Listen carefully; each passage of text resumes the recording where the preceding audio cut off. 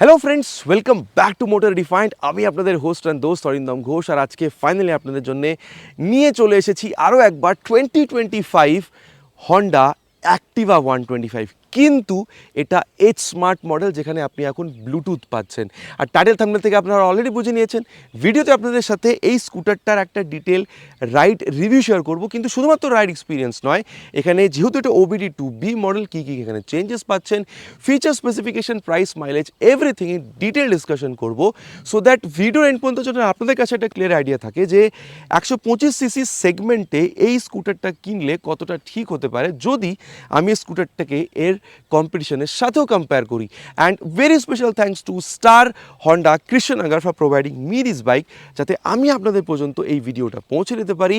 West বেঙ্গলের কৃষ্ণনগর বা আশেপাশে এরিয়াতে যদি আপনি থাকেন, কোনো রকমের এখানে যদি আপনি হন্ডা প্রোডাক্ট কিনতে চান, ইনক্লুডিং বিগ উইং প্রোডাক্টস, শোরুমকে কিন্তু আপনি ডেফিনেটলি কন্ট্যাক্ট করতে পারেন। ডিটেলসটা অলরেডি আপনারা নিজেদের স্ক্রিনে দেখে নিয়েছেন। তবে চলুন দেরি না করে শুরু করা যাক। চলুন বন্ধুগণ, তবে ওয়াক অ্যারাউন্ড দিয়ে স্টার্ট করা যাক। কিটা দেখতেই পাচ্ছেন, কিলেস এন্ট্রি, রিমোট কি, ঠিক আছে, এরকম একটা হন্ডার লোগোর সাথে সুন্দর একটা কি পাচ্ছি। এবার দেখুন, হ্যান্ডেলটা একদিকে করা আছে বিকজ হ্যান্ডেল লক করা আছে। এবার ওটার ব্যাপারে আপনাদেরকে আমি এখনই বলবো, কিন্তু তার আগে বলে দিই এখানে কিটা আমরা ইউজ কী করে করছি। আর এই যে ওপরের যে বাটনটা, এটা হচ্ছে ফাইন্ড মাই ভেহিকেল। দেখুন, এই যেই বাটনটা প্রেস করলাম, দেখুন এখানে হালকা একটুখানি ওটা স্পার্কেল দিল, ঠিক আছে।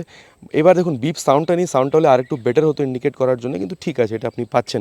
আর তারপরে যদি আমাকে এখানে এটা অন করতে হয়, দেখুন এখন যদি আমি চাই তাহলে আমি এটাকে অন করতে পারছি। প্রেস করার পরে আমি কিন্তু এটাকে এখনো টার্ন করতে পারছি না। আচ্ছা, তার জন্য আমাকে কী করতে হবে, এই যে নিচের এই বাটনটা আমি যে প্রেস করছি, এটা যে গ্রিন হলো, এবার দেখুন এরপরে আমি কিন্তু এটাকে, এই দেখুন আমি হ্যান্ডেল লক, ঠিক আছে, এখানে এটা হ্যান্ডেল লক ছিল, হ্যান্ডেল লক থেকে আমি এটাকে এখানে কিন্তু সরিয়ে দিতে পারলাম। এরপরে এখানে আমি যদি এটাকে এখানে সিট বা ফিউলের ব্যাপারটা বলি, তাহলে আপনাদের আমি এটাও দেখিয়ে দিই। এই যে সিটের ব্যাপারটা একটা এখানে আওয়াজ হলো। এবার এখানে দেখুন মোটামুটি কিন্তু 20-22 লিটার এখানে কিন্তু আমি একটা স্পেস পাচ্ছি। ছোটো একটা হেলমেট বা যদি ডকুমেন্ট স্টোর করতে চান করতে পারেন। আর ওপরে এই যে এরকম একটা আমি এখানে দৃশ্য পাচ্ছি। কিন্তু হ্যাঁ, এখনও বলতে পারেন জুপিটারে মোটামুটি 30 মানে 32-33 লিটার্স পর্যন্ত আপনি বুট স্পেস পান, সো ওখানে একটু কিন্তু বেটার। এবার এটাকে আমি এখানে বলতে পারেন গ্লাভ বক্সে রেখে দিই। হ্যাঁ, যদি এবার বলতেই পারেন যদি এটা মানে আমি যদি এটা আমার কাছে না থাকে তাহলে কি হবে। দেখুন, যদি স্কুটারটা অন থাকে তাহলে তো যতদূর যেতে চাইবেন যাবেন, কিন্তু যেই বন্ধ করবেন তারপরে অন করতে পারবেন না, ঠিক আছে।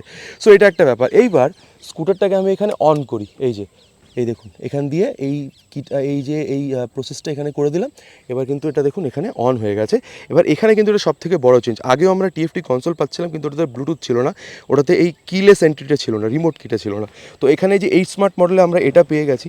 এবার এই লেগ রুমটা কতটা ভালো এটা চালানোটা আমি বলবো, কিন্তু তার আগে এটার ব্যাপারে ডিসকাস করে নিই। সেম 125 এসপিতে যেরকম পাচ্ছি বা এসপি 160তে যেরকম পাচ্ছি, ওরকম এখানেও দিয়েছে। যে ট্যাকোমিটারটা আছে, স্পিডোমিটার আছে, তাহলে এখানে এই জিনিসগুলো টাইম, ঠিক আছে। এবার এই জয়স্টিকটা এখানে পেয়েছি। এবার এটাকে যদি আমি এখানে ইউজ করি তাহলে দেখতে পাচ্ছেন এখানে আমি ফিউল বা রেঞ্জ যেটা চাইবো আমি সেটা এখানে দেখতে পাবো। তারপরে যদি আপনি দেখেন তাহলে নিচে প্রেস করলে এখানে এই যে ট্রিপবিটাকে আমি এখানে রিসেট করতে পারছি। আর তারপরে যদি আমি এখানে নিচে চলে আসি, সেটিংয়ে গেলে দেখতে পাচ্ছেন ফাংশনে আমি এই দুটো জিনিসকে এখানে সেট করতে পারবো। ডিসপ্লেতে যদি আসেন, দেখুন এখানে ডিসপ্লে টাইপ, ঠিক আছে, বার বা সিম্পল। যদি আপনি সিম্পলে করেন তাহলে ট্যাকোমিটারটা সরে যাবে। আর তারপরে ব্রাইটনেসে যদি দেখেন অটো বা ম্যানুয়াল ব্যাপারটা আছে, অটোতে করে রাখাই ভালো। থিমে যদি যান তাহলে এই যে লাইট, ডার্ক বা অটোতে করে রাখাই ভালো। ডার্কে যখন রাত হলে ডার্কে চলে যাবে, ব্যাকগ্রাউন্ডটা বলতে পারেন ব্ল্যাক হয়ে যাবে। আর তারপরে ফেভারিট ইনফরমেশনে যদি আসেন তাহলে এই যে total consumption for trip B এই জিনিসগুলো পাবেন, ঠিক আছে। আর তারপরে জেনারেলে যদি যান, এই যে ডেট অ্যান্ড টাইম এই জিনিসগুলো সেট করতে পারবেন। ইউনিট মোবাইলের মতন রিস্টোর ডিফল্ট করতে পারবেন। আর তারপরে ব্লুটুথ পেয়ারিং, মানে হন্ডা যদি রোড সিঙ্ক অ্যাপটাকে মোবাইলে ডাউনলোড ইনস্টল করে থ্রু ব্লুটুথ যদি এটার সাথে কানেক্ট করেন তাহলে 10 button navigation, call, SMS alert, তারপরে বলতে পারেন এখানে ওই মিউজিক, আরও অন্যান্য অনেক জিনিস কিন্তু আপনি এখানে ইউজ করতে পারবেন, ঠিক আছে। আর তারপরে যদি এখানে আপনি দেখেন সার্ভিসে যদি, তাহলে মেনটেনেন্স, পিরিয়ডিক মেনটেনেন্স এই জিনিসগুলো, অয়েল চেঞ্জের কী আছে না আছে, ওয়ার্নিং ইনফরমেশন, ঠিক আছে, ব্যাটারি ভোল্টেজ এই জিনিসগুলো আপনি কিন্তু পেয়ে যাচ্ছেন। তারপরে সিস্টেম ইনফরমেশনে এই বেসিক জিনিসটা কিন্তু আপনি দেখতে পাচ্ছেন। আর তারপরে এখানে যদি দেখেন হাই বিম, লো বিম, পাস লাইটের সুইচ, এটাকে টগল করার জন্য সুন্দর একটা জয়স্টিক, ভালো কোয়ালিটি টাচ সিগন্যালস। আর নিচে হচ্ছে হন্ডা ঠিকঠাক, খুব বেশি লাউড না। এটা হচ্ছে ইন্টেলিজেন্ট স্টার্ট স্টপ সিস্টেম। এটা কিন্তু খুব সুন্দর কাজ করে। এটা আগেও ছিল, কী করে কাজ করে এটা আগে আমি আপনাদেরকে চালানোর টাইমে বলবো। এবার এটাকে এখানে কিন্তু আমি একটু অফ করে দিই, ঠিক আছে। এরপরে যদি আপনার আপনাদের আমি নেক্সট ব্যাপারটা বলি, সেটা হচ্ছে অ্যাবাউট দ্য প্রাইস। এর যে নিচের ভেরিয়েন্টটা যেখানে টিএফটি আছে কিন্তু ব্লুটুথ নেই অ্যান্ড দেন এই এইচ স্মার্ট কিটা নেই, সেখানে আপনি মোটামুটি 1,17,000 পে করছেন। আর এখানে আগের মডেলের এইচ স্মার্ট মডেল থেকে এই স্মার্ট মডেলে আসলে মোটামুটি 8 থেকে 10,000 টাকা বেশি পে করছেন, 1,24,000 পর্যন্ত। কিন্তু হ্যাঁ, এই যে 1,24,000টা আপনাদের বললাম, এটা কিন্তু বলতে পারেন যে according to West Bengal Krishnanagar বলেছে, এটা কিন্তু এক্সক্লুডিং বলতে পারেন যে আমি অ্যাক্সেসরিজ প্রাইসটা আপনাদের বলেছি। অ্যাক্সেসরিজের সাথে আসলে কিন্তু প্রাইসটা একটু বাড়বে। সো তার জন্য আপনাদেরকে কিন্তু নিয়ারেস্ট শোরুমে কল করে জেনে নিতে হবে, ঠিক আছে? এরপরে চলুন আপনাদের বলি যে কী কী পাওয়া যাচ্ছে।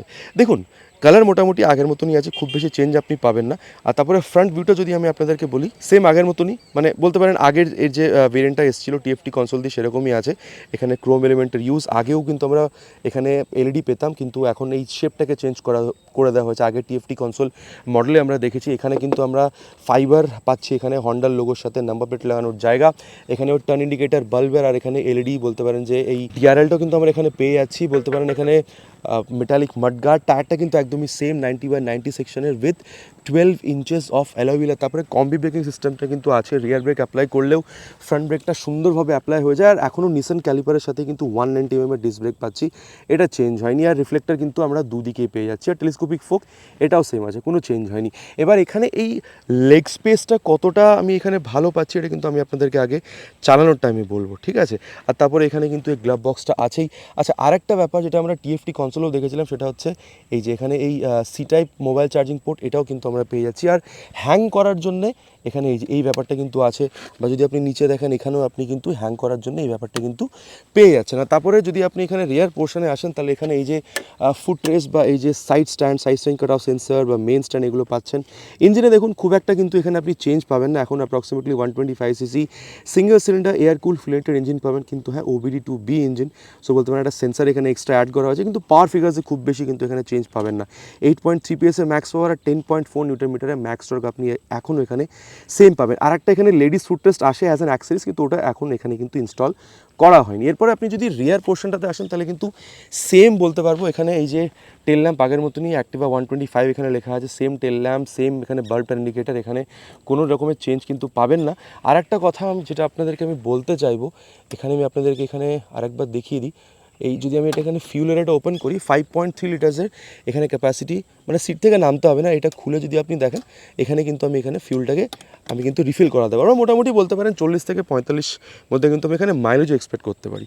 আর তারপরে যদি রিয়ার পোর্শনটা দেখেন, এখানে নাম্বার প্লেট লাগানোর জায়গা, রিফ্লেক্টার, টেল টাইডি আছে, সো দ্যাট আপনার ওই খুব একটা অসুবিধা হবে না, ঠিক আছে, কাদামাটির থেকে। আর তারপরে এখানে টায়ারটাও কিন্তু চেঞ্জ করা হয়নি, বলতে পারেন 90/100 সেকশনের টায়ার। তারপরে 130 mm অফ ড্রাম ব্রেক। আর এই সাইডে যদি আসেন, সিঙ্গেল যেরকম আমি আগে এখানে বলতে পারেন অ্যাডজাস্টেবল এখানে শক অ্যাবজর্বার পেতাম, ঠিক আছে, হাইড্রোলিক্স এখনও পাচ্ছি, সেম, কোনো চেঞ্জ হয়নি। আর তারপরে আগের থেকে কিন্তু একটা চেঞ্জ যেটা পাবেন, এই যে আগে যেটা মেটালিক আসতো সেটা কিন্তু এখন এখানে ফাইবার হয়ে গেছে। এবার এটার ব্যাপারে আপনাদের কী বক্তব্য, সেটা নিচে প্লিজ কমেন্ট করবেন।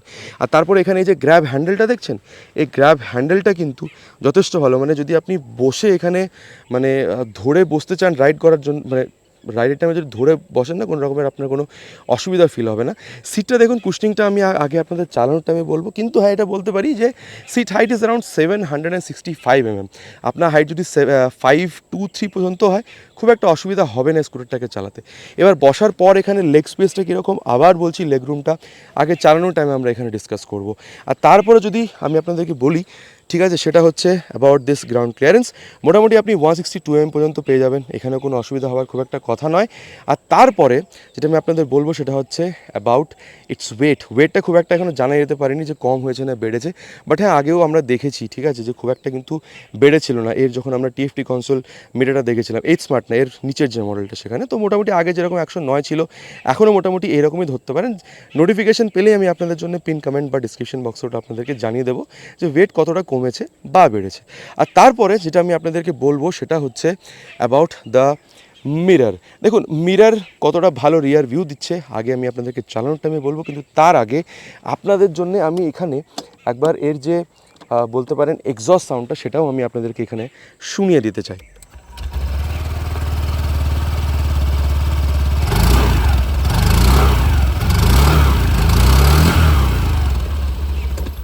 তো বন্ধুগণ এক্সস্ট সাউন্ড আপনারা শুনেছেন কীরকম লেগেছে, নিচে কিন্তু প্লিজ জানাবেন। আর একটা ব্যাপার দেখুন, এখানে এইচ স্মার্ট ব্যাপারটা লেখা আছে, আগে অ্যাক্টিভাটা একটু আগে ছিল, এখন একটু পিছিয়ে এসেছে। সো এই চেঞ্জেসগুলো তো আছে। এবার মোটামুটি ওয়াক অ্যারাউন্ড আপনাদেরকে বলে দিয়েছি যে স্কুটারটার মধ্যে আমরা কি পাচ্ছি না পাচ্ছি। চলুন তবে রাইডে যাওয়া যাক, অ্যান্ড দেন দেখি ওভারঅল রাইড ফিল কীরকম হচ্ছে এবার স্কুটারটার সাথে। বন্ধুগণ তবে এবার রাইডটা আমরা এখানে স্টার্ট করবো with 2025 Honda Activa 125 H smart model দিয়ে। ঠিক আছে, দেখুন পাওয়ারে খুব বেশি তফাৎ কিন্তু এখানে নেই, 8.2 8.4, ঠিক আছে এরকম, মানে বাট স্টিল এখানে যেহেতু একটু কম সেজন্য এখান দিয়ে স্টার্ট করছি। ঠিক আছে, দেখুন এখানে আপনি যখন বসছেন তখন কিন্তু এই লেগ রুমটা যথেষ্ট ভালো, এবার চালানোর টাইমে কীরকম সেটা আপনাদের আগে আমি বোঝাবো। আপনি যথেষ্ট আপরাইট বসছেন, সিটটা কমফোর্টেবল স্পেশিয়াস, আপনি বা পিলিয়ন খুব বেশি আপনাদের এখানে কিন্তু প্রবলেম ফিল হচ্ছে না। ঠিক আছে, এবার চলুন তবে স্টার্ট করা যাক। আর এখানে আমি আইথিএসটা অলরেডি অন করে রেখেছি, বা ইন্টেলিজেন্ট স্টার্ট স্টপ সিস্টেম আপনারা বলতে পারেন। সো চলুন তবে এবার এখানে এটাকে স্টার্ট করা যাক। আর এই যে দেখুন ইনিশিয়াল যে রেসপন্সটা সেটা কিন্তু আমি এখানে যথেষ্ট ভালোই পাচ্ছি। সো আপনি বা পিলিয়ন বা একটু যদি লোডও ক্যারি করেন স্কুটারটার সাথে আপনার কিন্তু খুব একটা অসুবিধা এখানে কিন্তু আপনার বোধ হবে না। আর পিলিয়নের পিছনে ধরে বসার জন্য কিন্তু ভালো একটা গ্র্যাব হ্যান্ডেল আপনি পেয়ে যাচ্ছেন, তো সেটা নিয়েও কিন্তু আপনার এখানে কোনো প্রবলেম হচ্ছে না। আর তারপরে যেটা আপনাকে বলবো সেটা হচ্ছে দেখুন লেগ রুমটা কিন্তু এখানে যথেষ্ট ভালো, এবার গ্লাভ বক্স পাচ্ছি। এবার এই যে ককপিটের এই যে ভিউটা না আফটার দিস আপডেট, দেখুন আপনার যদি অ্যানালগ ভালো লাগতো তাহলে সেটা আলাদা কথা, কিন্তু এখানে কিন্তু এই যে মানে ডিজিটাল এই ব্যাপারটা কিন্তু আমার উইথ দিস নিউ কালার এখানে কিন্তু এই জিনিসটা আমার যথেষ্ট সুন্দর লাগছে দেখতে। এবার আপনাদের ব্যাপারটা মানে আপনারা কি বুঝছেন এটা নিয়ে আপনারা প্লিজ নিচে কমেন্ট করে জানাবেন। আর আরেকটা যেটা আপনাদের আমি জিনিস এখানে বলতে চাইবো সেটা হচ্ছে অ্যাবাউট অ্যাক্সেলারেশন। আর তার জন্য চলুন তবে অ্যাক্সেলারেশন টেস্টটা আগে কমপ্লিট করি, তারপর পারফরমেন্সটার ব্যাপারে আমি আপনাদের সাথে আগে কথা বলছি। Will start with 3 horns.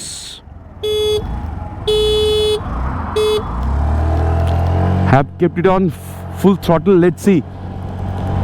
No vibration till 60 crossed. Let's see. 80. I guess it's more than enough, right? বন্ধুগণ দেখুন এখানে 90 পর্যন্তও কিন্তু খুব বেশি ভাইব্রেশন নেই, মানে বলতে পারেন 99 থেকে 100 পর্যন্ত গেলেও কিন্তু খুব বেশি ভাইব্রেশন পাবেন না। আর এটা কিন্তু এই স্কুটারটার বলতে পারেন এক রকমের ইউনিক সেলিং পয়েন্ট, যে স্মুথনেস কিন্তু যথেষ্ট বেশি। সো বলা যেতেই পারে যে 85 থেকে 95 পর্যন্ত কমফোর্টেবল ক্রুজিং স্পিড, বিকজ ওখানেও গেলে কিন্তু খুব বেশি স্টেবিলিটি আপনার প্রবলেম নেই। হ্যাঁ 100 টায়ার হলে আরও বেটার হতো, কিন্তু ঠিক আছে, মানে এই সেগমেন্টের স্কুটারে কমিউটিংয়ের জন্য 90 সেকশনের টায়ার পাওয়া যায়। আর তার হিসেবে যদি দেখেন এখানে কিন্তু স্টেবিলিটি আপনি যথেষ্ট ভালো পাচ্ছেন, সেখানে খুব একটা আপনার অসুবিধা হচ্ছে না। কিন্তু ডেফিনেটলি আবার বলবো 100 টায়ার হলে আরও বেটার হতো। এখন কিন্তু খুব একটা আপনার স্টেবিলিটি প্রবলেম হবে না। আর তারপরে যেটা বলবো কমফোর্টেবল ক্রুজিং স্পিড 90 থেকে 100-এর মধ্যে আমি বলতে পারি, যেখানে খুব বেশি ভাইব্রেশন নেই, স্টেবিলিটিও ভালো। মাইলেজ মোটামুটি 45 পর্যন্ত এক্সপেক্ট করতে পারেন অ্যাটলিস্ট 2-3টে সার্ভিস হয়ে যাওয়ার পরে। আর এখানে বলতে পারেন যে ইঞ্জিন হিটিংয়ের কিন্তু ইস্যু আপনি খুব একটা এখানে কিন্তু বুঝতে পারবেন না। তারপরে এখানে এই যে ইন্টেলিজেন্ট স্টার্ট স্টপ সিস্টেমটা আছে ওটা কি, ধরুন আমি এখানে স্কুটারটাকে এখানে বন্ধ করছি, ঠিক আছে, মানে এখানে দাঁড়িয়ে গেলাম, সামনে ধরুন ট্রাফিক আছে, এবার দেখুন অলরেডি এখানে এটা ব্লিঙ্ক হচ্ছে আর স্কুটারটা কিন্তু দাঁড়িয়ে গেছে, মানে আপনি এখানে এই ট্যাকোমিটারটা দেখলে বুঝতে পারবেন যে স্কুটারটা কিন্তু চলছে না। ঠিক আছে, চালু করতে গেলে কী করতে হবে, হালকা একটুখানি এই যে দেখেছেন যে হালকা আমি যে ঘোরালাম এখানে দেখুন স্কুটারটা অন হয়ে গেছে, মানে আমাকে ব্রেকটাও এখানে ধরতে হচ্ছে না। তো বলতে পারেন এটা কিন্তু একটা সুন্দর টেকনোলজি, মানে মাইলেজটাকে সেভ করার জন্য। অনেক সময় হয় যে ট্রাফিকে আমরা দাঁড়িয়ে যাই, স্কুটারটা বন্ধ করতে ভুলে যাই, তো সেই টাইমে কিন্তু এখানে যদি আইথিএসটা অন থাকে আপনি কিন্তু স্কুটারটা যেই আপনি দাঁড় করাবেন 2-4 সেকেন্ডের মধ্যে বন্ধ হয়ে যাবে। আর বন্ধুগণ এবার যেটা ব্যাপারে নিয়ে কথা হবে সেটা হচ্ছে অ্যাবাউট ব্রেকিং। দেখুন মোটামুটি এটাকে 60-এর ওপরে নিয়ে যাব, তারপরে যে ফ্রন্ট ব্রেক সেটাকে টেস্ট করে দেখবো কীরকম। 65-এ ফ্রন্ট ব্রেক করেছি। দেখুন ফ্রন্টে 190 mm ফ্রন্ট ব্রেক আছে, মানে ডিস্ক ব্রেক আছে। আর আমি যখন এটাকে লিভারটাকে পুল করলাম, খুব বেশি সফট না খুব বেশি হার্ড না, যতটা বেশি টানছেন এখানে এই ফ্রন্ট ব্রেকটাকে তত বেশি আপনি বেটার ব্রেকিং রেসপন্স পাচ্ছেন। মানে বলতে পারেন 125 সিসিতে 190 mm ডিস্ক ব্রেক হিসাবে কিন্তু যথেষ্ট ভালো আপনি এখানে ব্রেকিং পেয়ে যাচ্ছেন। এটা নিয়ে আপনার খুব একটা অসুবিধা হওয়ার কোনো কথা নয়। আর তারপর যদি আমি আপনাদেরকে এখানে রিয়ার ব্রেকিংয়ের ব্যাপারটা বলি, তাহলে এটাকেও আমি নিয়ে যাব মোটামুটি 60 পর্যন্ত, তারপরে রিয়ার ব্রেকটাকে ইউজ করব। আর এই যে 60-তে রিয়ার ব্রেক প্রেসড। দেখুন এই যে রিয়ারের সাথে সাথে ফ্রন্ট ব্রেকটা অ্যাপ্লাই হবে because of the combi braking system. ঠিক আছে, এর রেসপন্সটা যথেষ্ট ভালো, কিন্তু এমন নয় যে ফ্রন্ট ব্রেকিংয়ের থেকে আরও ভালো না, সেরকম না। মোটামুটি নর্মালি যেরকম বলে থাকি প্রোগ্রেসিভ, ওই ব্রেকটাতে হাত দিলে হালকা যে স্পিড কাট ডাউন হচ্ছে ওই ব্যাপারটা আপনারা এখানে ফিল করতে পারবেন। ঠিক আছে, আর তারপরে রিয়ারের সাথে সাথে ফ্রন্ট ব্রেকটা আমরা ম্যানুয়ালি প্রেস করে দেখবো কীরকম রেসপন্স পাচ্ছি। মোটামুটি ওই একই স্পিডে 60 রিয়ার উইথ ফ্রন্ট ব্রেক। দেখুন দেখুন এখানে আমি বলতে পারি কিন্তু যথেষ্ট ভালোই আপনি ব্রেকিং পাচ্ছেন, ঠিক আছে। আর এই রিয়ারের সাথে সাথে ফ্রন্ট ব্রেকটাকে ইউজ করলে কী বলুন তো, স্লিপের এই যে রিয়ার টায়ারটা একলা যদি যখন ব্রেকিং করে অনেক টাইম কী হয়, স্লিপ করে যায়। তো ওর থেকে বাঁচার জন্য কিন্তু রিয়ারে জাস্ট পরে যদি ফ্রন্ট ব্রেকটা ইউজ করেন না, আমার মনে হয় স্লিপ থেকেও কিন্তু আপনি বাঁচতে পারবেন, ঠিক আছে, মানে স্লিপ হওয়ার থেকে রিয়ার টায়ারটা। ওভারঅল ব্রেকিং বলতে পারেন কিন্তু যথেষ্ট ভালো। এবার যেটা বলবো সেটা হচ্ছে আবার সাসপেনশন। দেখুন ফ্রন্ট হোক বা রিয়ার, ঠিক আছে, বলতে পারেন ওই মিড আর সফটের ভেতরে আছে, ঠিক আছে। এবার দেখুন হাই স্পিড হোক বা টপ স্পিড, অলরেডি বলেছি স্টেবিলিটি খুব একটা প্রবলেম নেই, যদিও বা টায়ারটা আরও মোটা হলে আরও বেটার হতো, কিন্তু এখন খুব একটা প্রবলেম আপনি বুঝবেন না। কিন্তু দেখুন যদি আপনি কর্নারিং করেন তাহলেও বলেছি খুব বেশি রেকমেন্ড করবো না, কিন্তু ছোটোখাটো স্পিডে কর্নারিং করলেও অসুবিধা হচ্ছে না। কিন্তু বেস্ট কখন জানেন, যখন আপনি এরকম না গাড্ডাতে নামাবেন স্কুটারটাকে, এই যে এখানে কিন্তু যথেষ্ট ভালো একটা কমফোর্টেবল রাইড পাচ্ছেন। এই দেখুন আবার এই যে উপর থেকে নিচে উঠছি, ঠিক আছে, মানে এইরকম ছোটোখাটো গাড্ডাতে যদি নিয়ে যান, এবার দেখুন 2-4 ফিট গাড্ডাতে যদি আপনি নামিয়ে দেন তখন তো ওই ঝটকাটা ফিল হবেই, কিন্তু যদি নর্মাল এরকম ছোটোখাটো গাড্ডাতে নিয়ে যান সেখানে কিন্তু এই স্কুটারটা যথেষ্ট আপনাকে একটা কমফোর্টেবল রাইড দেবে। তো এই ব্যাপারটা না, এই স্কুটারটা কিন্তু যথেষ্ট ভালো, হ্যাঁ, যেটা মানে যথেষ্ট আপনি একটা কমফোর্টেবল রাইড পাচ্ছেন এই স্কুটারটার সাথে। সো দেখুন আমি বলবো যে কোনো ইন্ডিয়ান রোড কন্ডিশনের জন্যে এই স্কুটারটা কিন্তু আপনাকে যথেষ্ট হেল্প করবে, ঠিক আছে। মানে সাসপেনশনটা মানে আপনি বলতে পারেন যে এক কথায় খুবই সুন্দর সাসপেনশন, খুবই কমফোর্টেবল, স্পেশালি যদি আপনি এরকম কাঠঢার মতন এই যে রাস্তাটাতে যদি নামিয়ে দেন তাহলে, ঠিক আছে। আর এবার যেটা বলবো সেটা হচ্ছে about overall feel of this scooter. দেখুন যখন এরকম করছেন 109 কিলোগ্রাম ওয়েট ধরেই যদি চলি, খুব একটা ওয়েট ফিল হচ্ছে না। এবার আমি অলরেডি বলেছি স্টেবিলিটিতেও কোনো আপনাদের প্রবলেম নেই, এরকম যখন করছেন স্কুটারটা যে কন্ট্রোল লুজ করছে তাও না। দেখুন রিয়ার ভিউ মিরার দিয়ে রিয়ার ভিউটা যথেষ্ট ভালো। এবার দেখুন স্পিডোমিটার, ওডোমিটার, ট্যাকোমিটার, দেন এখানে ব্লুটুথ কানেক্টিভিটি, টার্মিটার navigation, call SMS, music, mobile charging port, glove box, ঠিক আছে, বলতে পারেন এখানে রিমোট কি, সব কিছুই আমরা কিন্তু এখানে পেয়ে যাচ্ছি। মানে বাইকটাকে মানে স্কুটারটাকে কমপ্লিট করার কোম্পানি এবার কিন্তু এখানে পুরোপুরি চেষ্টা করেছে, ঠিক আছে। আর দেখুন যথেষ্ট ভালো অ্যাক্সেলারেশন, ব্রেকিংটাও যথেষ্ট ভালো। আর বলতে পারেন যে আপনার হোক বা পিলিয়ন যাওয়ার সময় কিন্তু বসার জন্য কোনো প্রবলেম হবে না, স্পেসের কোনো অসুবিধা নেই, লেগরুম যথেষ্ট ভালো। 6.1 পর্যন্ত যদি হাইট হয় আমার মনে হয় না আপনার এখানে খুব একটা অসুবিধা হবে স্কুটারটা চালাতে। দেখুন আমি বলবো যদি আপনি এভরিডে রাইড বা সিটি রাইডের জন্য স্কুটারটাকে যদি কিনে থাকেন তাহলে তো খুবই ভালো, কিন্তু যদি ওকেশনাল লং রাইডেও বেরোতে চান, ঠিক আছে, মানে 50-60 কিলোমিটার চলে যেতে চান বা একটু তার থেকে একটু বেশিও, আমার মনে হয় না আপনার খুব একটা অসুবিধা হবে। বিকজ এই যে আপরাইট বসছেন তার জন্য আপনি কিন্তু লং রাইডে গেলেও আপনার মানে আপনার ওই স্ট্রেসটা যে হয় না যে কোমরে ব্যথা হচ্ছে বা এই কাঁধে ব্যথা হচ্ছে, সেই ব্যাপারটা কিন্তু খুব একটা আপনি এখানে ফিল করতে পারবেন না। সো ওকেশনাল লং রাইডের জন্যও কিন্তু আপনি এখানে স্কুটারটাকে অ্যাভেল করতে পারেন, ঠিক আছে, এটা আমি আপনাকে ডেফিনেটলি বলবো। আর দেখুন মোটামুটি স্কুটারটার ব্যাপারে কথা বলা হয়ে গেছে যে কি আছে না আছে। এবার চলুন তবে কনক্লুশনে যাওয়া যাক অ্যান্ড দেন দেখি যে ওভারঅল যদি আমি স্কুটারটাকে এখানে কেনার প্ল্যান করে থাকি কতটা ভালো হবে, স্পেশালি যদি আমি জুপিটার 125 এর সাথে যদি আমি এর কম্প্যারিজন করি তাহলে। বন্ধুগণ তবে এবার কনক্লুশনের ব্যাপারটা কথা বলা যাক যে স্কুটারটা কেনা আপনাদের জন্য কতটা ঠিক হতে পারে। দেখুন কম্পিটিশনে যদি দেখেন, লুক বা পারফরমেন্সে যদি দেখেন তাহলে জুপিটার 125 আসছে, মানে অ্যাক্সেস 125ও আছে, কিন্তু স্পোর্টি স্কুটারগুলোর সাথে কম্প্যারিজন করবো না, যেরকম বলতে পারেন যে এনটর্ক হলো বা অ্যাভিনেস 125 হয়ে গেল, ঠিক আছে, ওইগুলোর সাথে কম্প্যারিজন করবো না।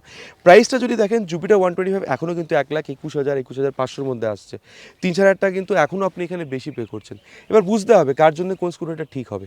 দেখুন আমার মনে হয় হন্ডা অ্যাজ এ ব্র্যান্ড যদি আপনি মানে বেশি যদি প্রেফার করেন বা যদি চাইছেন 125 সিসি এমন একটা স্কুটার যেখানে ফ্যামিলির সাথে রাইড করার জন্য ভালো আপনি একটা সিটিং এখানে সিট পাচ্ছেন বা আপনার ভালো মাইলেজ প্রয়োজন মোটামুটি 40 থেকে 45-এর মধ্যে, ভালো আপনি ফিচার চাইছেন যেরকম ব্লুটুথের মধ্যে টার্মিটার ন্যাভিগেশন, কল SMS অ্যালার্ট, এই জিনিসগুলো, অ্যান্ড দেন রাতে রাইড করার জন্য ভালো লাইট, ঠিক আছে, গ্লাভ বক্স বা বলতে পারেন ছোটোখাটো স্টোরেজের সাথে যদি আপনি এখানে মানে মোটামুটি আপনি যদি মানিয়ে নিতে পারেন, বাজেট যদি আপনার মোটামুটি 1,24,25 হয়ে থাকে, আমার মনে হয় 125 সিসির মধ্যে এই বাইকটা কিন্তু যথেষ্ট ভালো স্কুটার, ঠিক আছে।